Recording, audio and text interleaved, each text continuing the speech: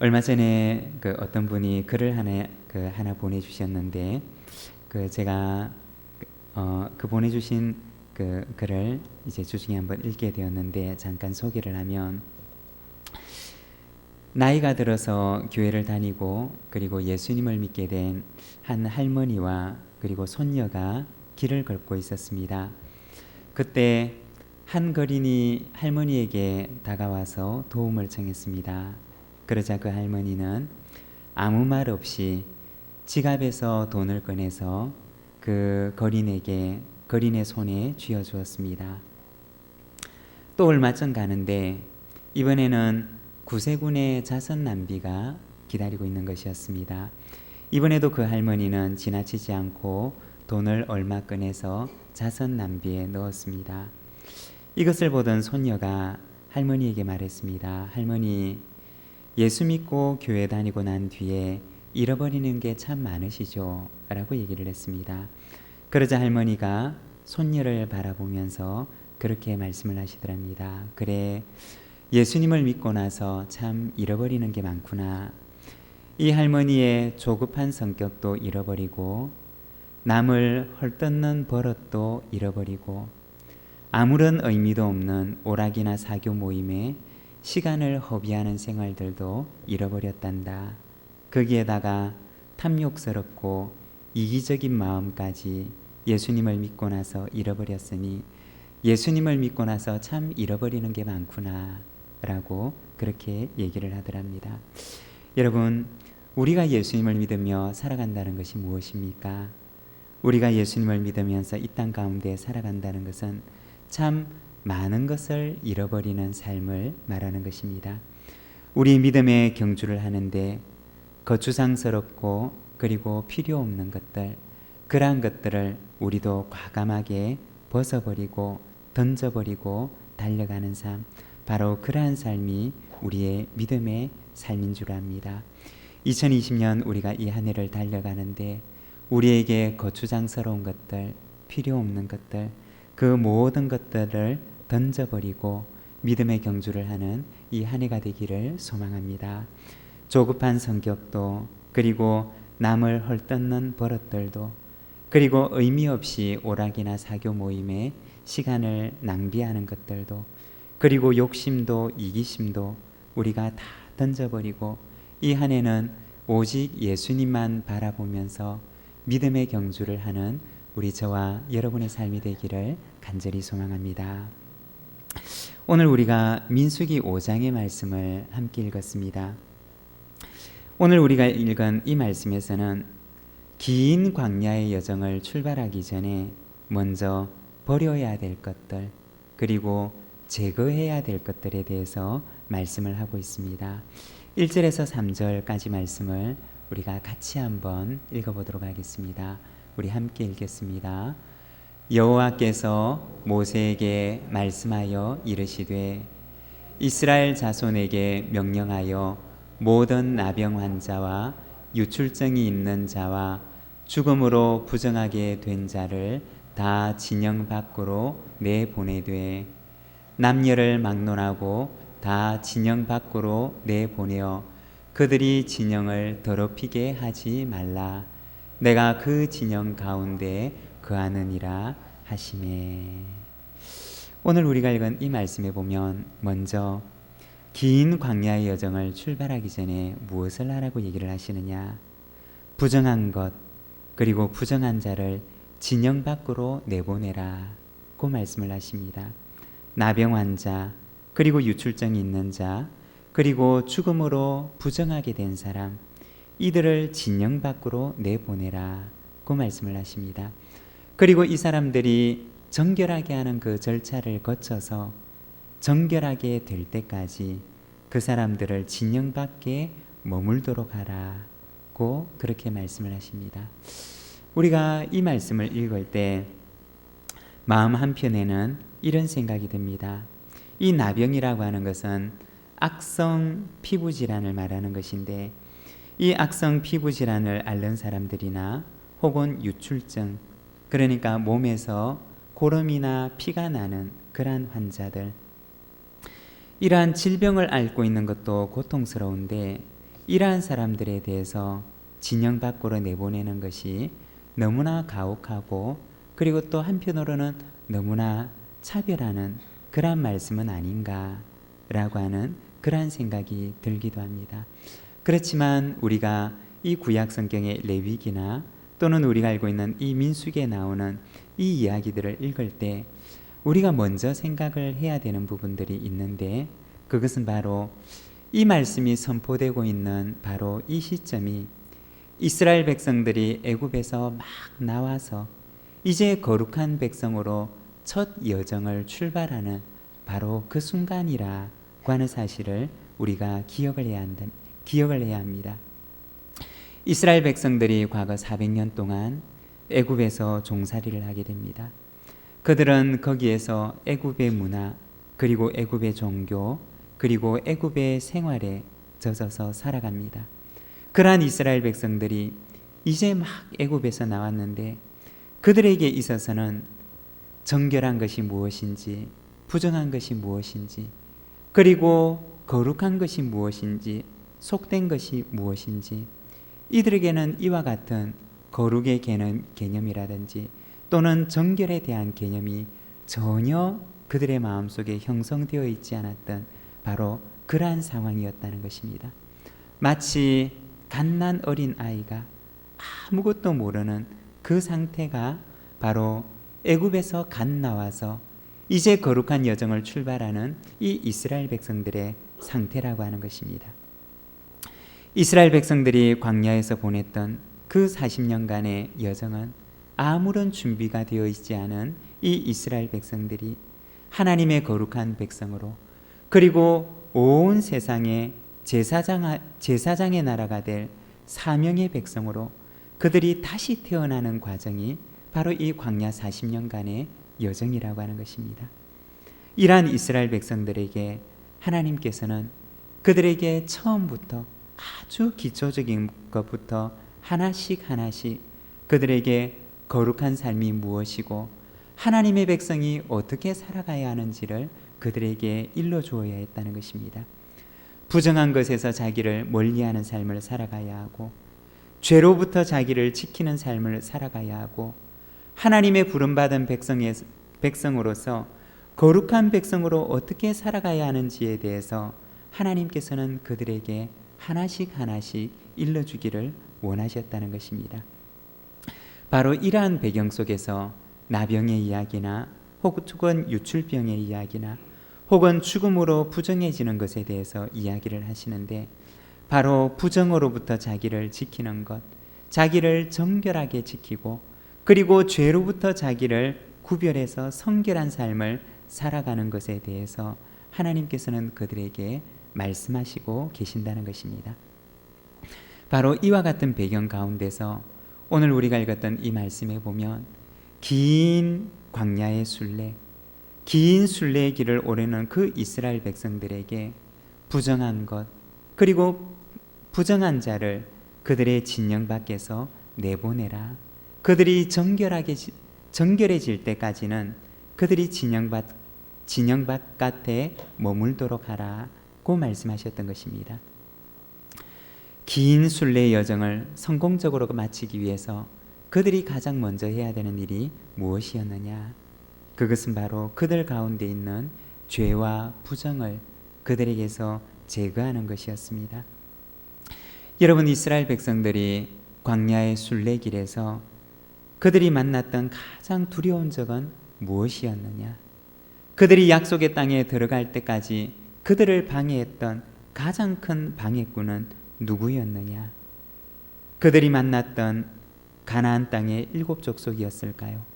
아니면 그들이 만났던 그 길 중간에 만났던 모압 족속이었을까요? 아니면 그들을 두렵게 했던 거인 네피림들이었을까요? 우리가 성경을 보게 되면 그들의 가장 두려운 적은 가나안의 7 족속도 아니었고, 혹은 모압이나 암몬 족속도 아니었고, 또는 거대한 네피림 사람도 아니었고, 그리고 그들이 광야에서 만났던 정갈이나 불뱀도 아니었고, 뜨거운 태양이나 물이 없는 사막도 아니었습니다. 그들의 순례의 길을 방해하는 가장 두려운 적은 바로 그들 가운데 있는 죄였다는 것입니다.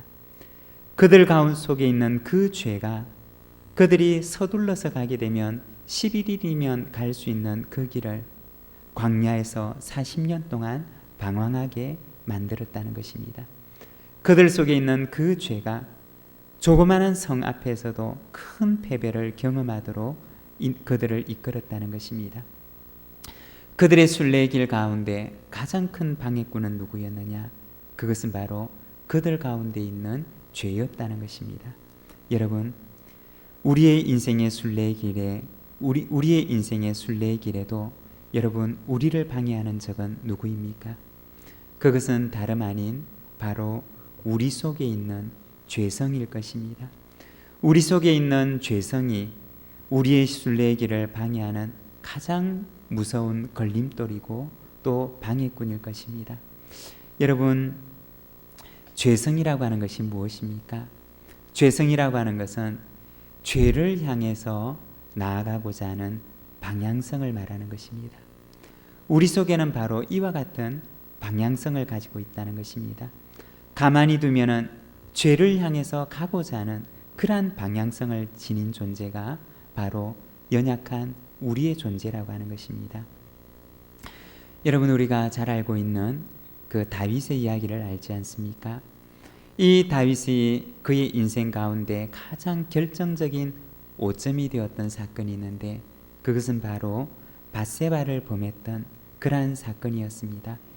그가 밧세바를 범했던 그때가 언제였느냐? 바로 다윗이 자신이 직접 전쟁에 나아가서 그 전쟁을 지휘하지 않아도 되는 나라의 안정기가 찾아왔을 바로 그 순간이었습니다. 나라가 안정되고 그리고 이제는 자기가 직접 전쟁에 참여하지 않아도 어느 정도 나라에 큰 위기가 찾아오지 않는 바로 그러한 시기였습니다. 나라가 안정이 되고 그리고 하나님을 찾고자 하는 그러한 간절함이 그에게서 조금 사라졌을 바로 그때였습니다.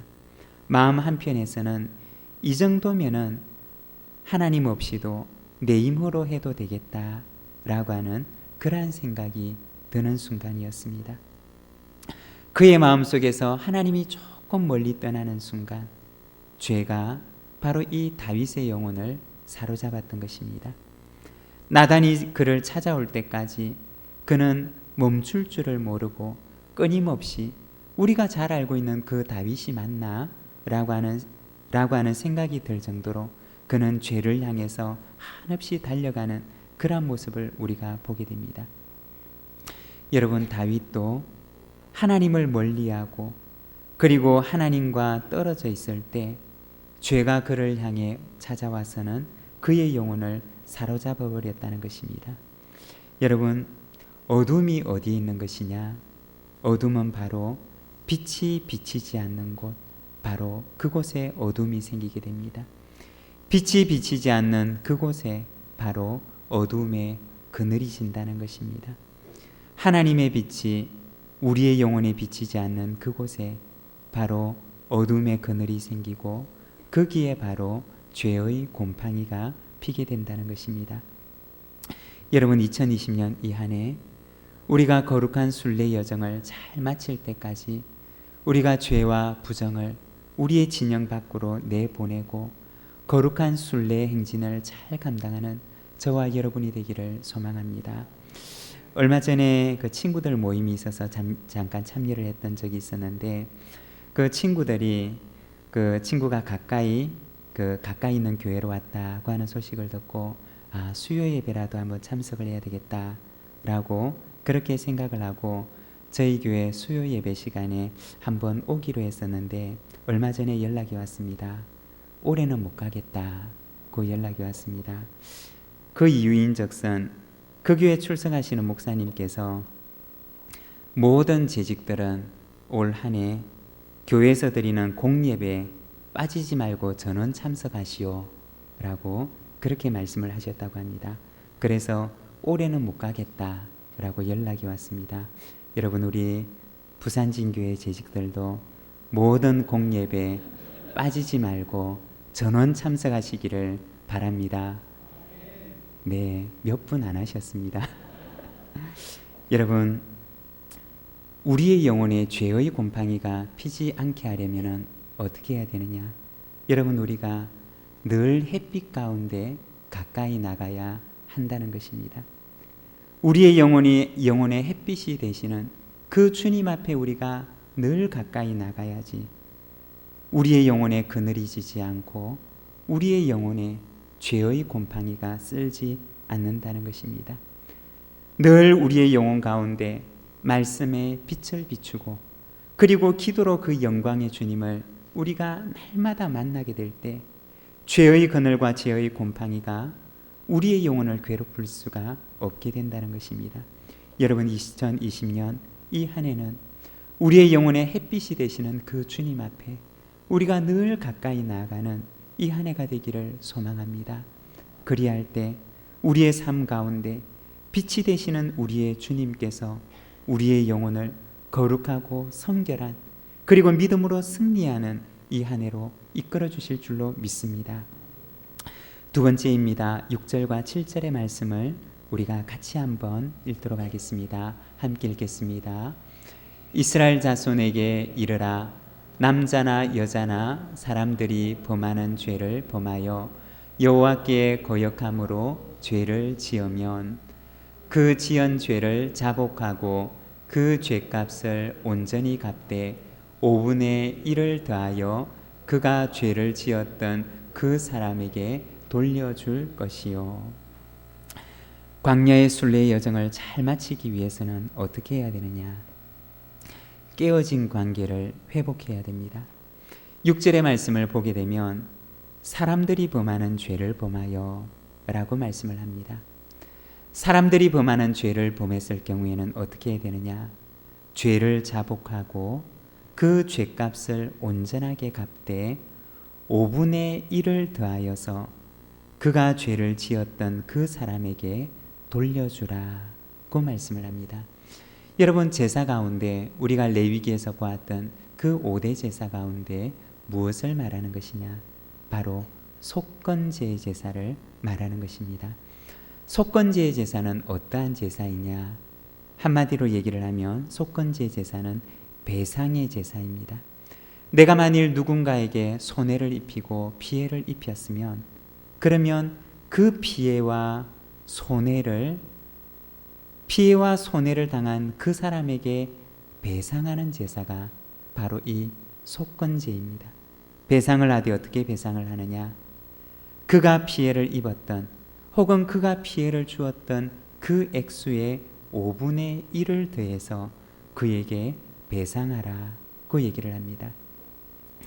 성경이 우리에게 말하는 것은 만일 내가 누군가에게 죄를 짓고 누군가에게 피해를 주었다면 그냥 하나님께만 와서 하나님 잘못했습니다. 저를 용서해 주십시오 라고 기도하고 그리고 그렇게 용서받으면 된다 라고 성경은 결코 이야기를 하지 않습니다. 이 속건제 제사는 바로 배상의 제사입니다. 피해를 입혔다면 피해를 입은 그 당사자에게 찾아가서 충분한 배상을 하고 그리고 그와의 관계를 회복하라고 얘기를 합니다. 여러분, 이것이 바로 진정한 제사의 정신입니다. 마태복음 5장 23절과 24절의 말씀을 보면 예수님께서 이렇게 말씀을 하십니다. 그러므로 예물을 제단에 드리려다가 거기서 내 형제에게 원망 들을 만한 일이 있는 것이 생각나거든 예물을 제단 앞에 두고 먼저 가서 형제와 화목하고 그 후에 와서 예물을 드리라고 말씀을 합니다. 여러분, 복음은 우리에게 누군가에게 내가 잘못을 하고 나서도 하나님께만 와서 기도하면 모든 죄를 사함을 받는다 라고 얘기를 하지 않습니다. 복음은 내가 만일 누군가에게 죄를 지었다면 그를 찾아가서 내 죄를 자복하고 죄값을 온전하게 치르고 그리고 그와의 깨어진 관계를 회복하고 하나님께로 나오라고 얘기를 하고 있습니다. 바로 그렇게 할 때 우리의 삶 속에 진정한 복음의 능력이 나타난다라고 이야기를 합니다. 긴 순례의 여정을 떠나는 거룩한 백성들에게 하나님께서는 먼저 그들에게 말씀하시기를 너희의 깨어진 관계를 회복하라. 너희의 깨어진 공동체성을 회복하라. 너희가 만일 누군가와 화목하지 못하고 깨어진 관계를 가지고 있다면 그러면 그 깨어진 관계를 회복하고 너는 이 거룩한 순례의 길에 참여하라고 이야기를 하고 있습니다. 여러분, 2020년 이 한 해 우리가 거룩한 순례의 길을 감당할 때 우리 주님께서는 우리에게 말씀하십니다. 우리에게 무너진 관계가 있다면, 우리에게 깨어진 관계가 있다면 그러면 그 관계를 새롭게 하고 하나님과 함께 그 거룩한 여정을 시작하라고 말씀하십니다. 사랑하는 여러분, 우리의 무너진 관계가 있다면 우리 속에 회복의 역사가 일어나기를 소망합니다. 우리의 관계가 회복될 때 그 속에 진정한 복음의 능력이 나타나는 줄로 믿습니다. 마지막 세 번째는 기억의 소재 그리고 의심의 소재에 대해서 이야기를 하고 있습니다. 기억의 소재, 의심의 소재가 무엇이냐? 12절의 말씀을 보게 되면 이렇게 말씀을 합니다. 만일 어떤 사람의 아내가 탈선하여 남편에게 신의를 저버렸고, 여기서 탈선하다라고 하는 말이 나오는데 이 탈선하다라고 하는 말의 의미는 곁길로 가다라고 하는 의미입니다. 바른 길로 가지 않고 곁길로, 샛길로 혹은 옆에 길로 가는 것을 말하는 것입니다. 오늘 우리가 읽었던 이 본문 말씀에 보면 부부간의 관계에 있어서 그 당사자 중에 한 명이 탈선을 했던 것입니다. 탈선을 했든지 아니면 탈선을 했다고 여겨지는 바로 그러한 상황입니다. 바로 그때 하나님께서는 그들에게 기억의 소재, 의심의 소재를 가지고 하나님께 나오라고 말씀을 하십니다. 죄를 지은 사람 혹은 죄를 지었다고 여겨지는 그 사람에게는 이것이 죄를 기억하게 하는 기억의 소재가 되고, 그리고 죄를 지은 것을 의심하는 사람에게는 이 소재는 바로 의심의 소재가 되는 것입니다. 죄를 짓고 그리고 그 죄를 숨기며 살아가는 것도 여러분 고통스러운 일이고, 그리고 의심을 품고 살아가는 것도 누군가가 죄를 범하지 않았는가 라고 하면서 의심을 품고 살아가는 것도 얼마나 고통스러운 일인지 모릅니다. 죄가 있거나 혹은 의심을 품고 살아가는 그러한 상황에서 정상적인 그리고 바른 가정이 세워질 수가 있을까요? 하나님께서는 바로 그때 기억의 소재와 의심의 소재를 가지고 그 죄의 문제 그리고 그 의심의 문제를 해결하라고 말씀을 하십니다. 하나님께서 그 죄를 드러내실 것이고 하나님께서 그 죄를 심판하실 것이고, 그리고 그 의심의 문제를 하나님께서 해결하시겠다라고 말씀하시는 것입니다.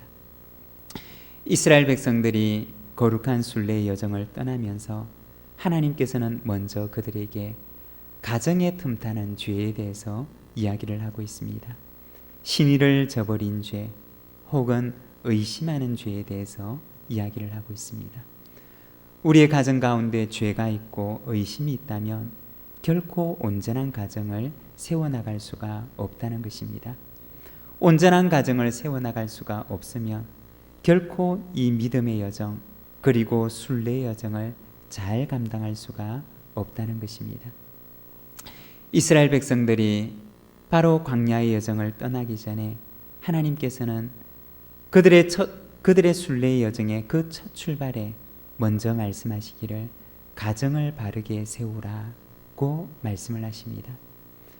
먼 순례 여정을 잘 감당하기 위해서 이스라엘 백성들이 이 순례 여정을 잘 마치기 위해서 어떻게 해야 되느냐? 우리 하나님께서는 말씀하시기를 먼저 너희 가운데 있는 죄와 부정을 제거하고, 그리고 두 번째는 너희의 관계를 새롭게 하고, 그리고 세 번째는 가정을 바르게 세우라고 말씀을 하십니다. 사랑하는 여러분, 2020년 우리에게 새로운 한 해, 이 긴 여정이 우리에게 시작됩니다. 이 여정을 우리가 걸어가면서 죄를 우리의 진영 밖으로 몰아내고, 그리고 우리 가운데 깨어진 관계가 있다면 우리의 관계를 새롭게 하고, 그리고 우리의 가정을 하나님 앞에 바르게 세워나가면서 우리에게 주어진 이 순례의 여정을 감당하는 저와 여러분의 삶이 되기를 소망합니다. 우리 시간 잠시 함께 우리 찬양하면서 우리 나가기를 원합니다. 이 세상을 살아가는 동안에 나의 힘을 의지할 수 없으니 기도하고 낙심하지 말 것은 주께서 참 소망이 되심이라. 이 안에 우리에게 주어진 이 순례 여정을 잘 감당하게 하시고, 하나님께서 우리에게 힘과 능력 주셔서 이 한해도 주님과 함께 동행하며 이기고 승리하는 이 순례 여정을 감당하게 하옵소서. 우리 시간 찬양하면서 함께 나가겠습니다.